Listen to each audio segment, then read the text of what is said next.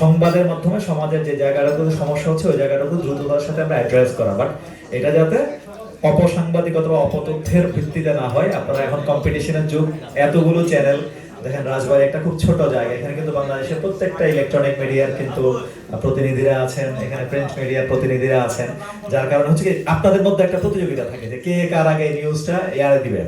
এবং এই অল্প সময়ে কিন্তু এটা অনেক ক্ষেত্রে টাফ যে প্রকৃত তথ্যটা খুঁজে বের করা, বাট এটা আমাদেরকে পারতে হবে। এটা যখনই আমরা পারবো আমরা সুন্দর একটা সমাজ বিনির্মাণে আমরা অংশ নিতে পারবো, আমরা সুন্দর জাতি গঠনে অংশ নিতে পারবো।